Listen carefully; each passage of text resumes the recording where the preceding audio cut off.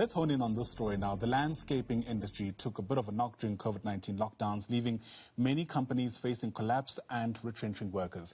Many believe that landscaping, not being deemed an essential service during this pandemic, has left the industry battling to recover.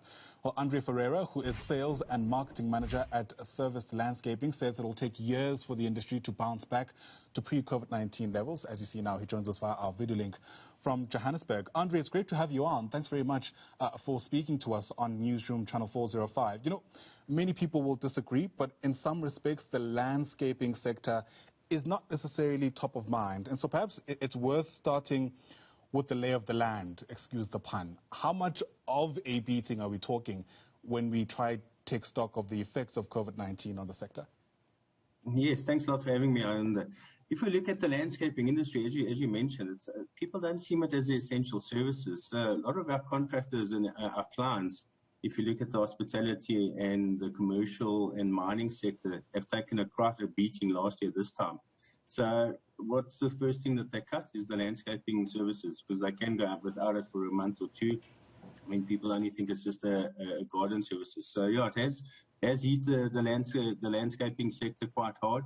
Because a lot of our clients were closed and we could not get to the sites. So, yeah, people paid for services that is rendered. So that hurts the landscaping industry. So we highly were waiting for the tours from government sectors, so that which helped us quite a while. Right. I mean, you know, Michelle, my co-host, raises a good point. I mean, often we saw that there was a lot of efforts to try do DIY type projects at home, many people with time on their hands. Did that not translate in any kind of uptick for the sector, with people trying to hone in a bit more on the environment at home? Yeah, I think if you look at the home gardens, anyone can cut grass and anyone can just do your bedding. But when we look at landscaping, it's not just it's not a garden service. It's actually professional landscaping to ensure that the environment is protected, the right grass is cut, the right soil is used. So yeah, we're not a garden service. It's a landscaping. It's very technical at that point of view.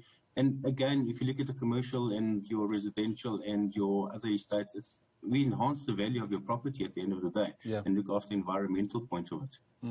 I mean, you know, logic suggests that there's a lot of pent-up demand now, given how much time has lapsed and how much of the service hasn't been used. Are you expecting some kind of rebound as we slowly open up the economy in the absence of some kind of lockdown as we approach Easter? We have seen it, Ayanda. We have seen it. We've seen a little turnaround, but a lot of if you look at the hospitality industry, they're still very affected with the COVID. So majority of our business is also with the hospitality sector. So a lot of people are looking to finding better ways and better aspects to not just do landscaping services. So a lot of people are going out on tender, looking for better pricing and solutions. Yeah, at the end of the day, it's not just about pricing, but what you can offer from a landscaping point of view. So the market is turning, but it's going to take a while to get to its feet. Yeah. So is the suggestion here that the landscaping industry is very tied to things like tourism and hospitality? In other words, in the absence of that sector getting back on its feet, the prospects still look a bit grim for things like landscaping. Is that an accurate understanding? Especially the hospitality industry. The hospitality industry is taking a huge beating. So if you look at a lot of your casinos and your hotel groups, they're going with a skeleton staff at the end of the day just to have a minimum standard of services. So the hospitality industry and the industry is really taking a hit. So from that point of view, yes, I fully agree. It's going to take a year or two to get back to its feet. That said, it almost feels like the work being done by people involved in landscaping will never be obsolete. I mean, there'll always be a need to try and revamp some space or make a certain environment look a bit more appealing. I mean, when we speak about the prospects of this industry going under, how alive is that prospect really, given how, dare I say, integral the work you do is? Yeah, I don't think it will go under, Ayanda. I think it's just a timing point of view to get back to where we were. People still need the landscaping services. I mean, if you go for an interview at a building, I'll just give you an example, a building and the building's grass is not cut and it's not well manicured. It says a lot about your brand at the end of the day. So we're not just there to come in and cut grass. It's actually enhancing your brand, enhancing your value, looking after your assets and also just looking after the environment. So yeah, the landscaping is still alive and kicking.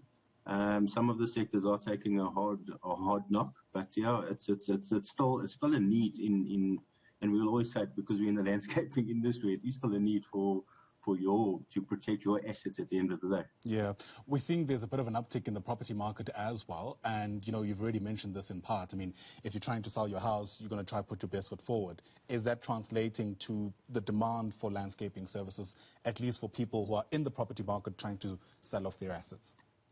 Yeah, very, very much so, Ayanda. If you look at a lot of the residential estates and property owners, I mean, if you go into a residential estate, you want a well manicured garden, well manicured, and security, safety, all that types of aspects of a residential part. So, very much so. So, from your residential point of view, it is a need to ensure that, listen, I want to sell, or I want to show off my brand, and this is the estate that I want people to move into. Right. Does landscaping, and I think you've already made this distinction in part, limit to areas where there is a garden, or can it exist even in properties where there isn't necessarily anything growing out of the ground? In other words, I mean, are there certain homes that you think are exempt from even needing to think about landscaping as we take stock of what people do and don't need during COVID-19?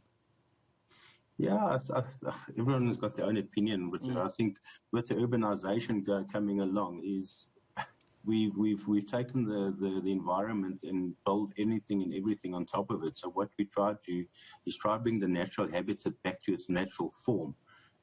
So it is a need to ensure the landscaping and the environment is protected, and bringing back, as I mentioned, the habitat for all gardens, or even your house at home, right. your garden at home, sorry. Yeah.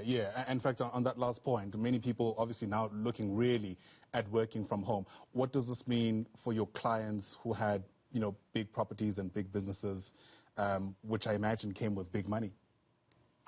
Yeah, see, the property is still there, the asset is still there, so they still need to ensure that it is well maintained, well manicured from a security point of view and from an environmental point of view. So a lot of people are working from home, but the buildings are still there, the properties are still there. You don't want it overgrown, you don't want it to go to smithereens. So it is still a need from our point of view to keep it to a standard, to ensure that it's not overgrown, and still looks the part of the brand. Right. Apologies for interrupting you there, but thank you very much for your time. Really appreciate your insights on an industry, yet again, that is not necessarily top of mind, but is integral to many people's businesses and, dare I say, livelihoods as well. Andre Ferreira is Marketing and Sales Manager at Servest Landscaping. Thanks very much indeed.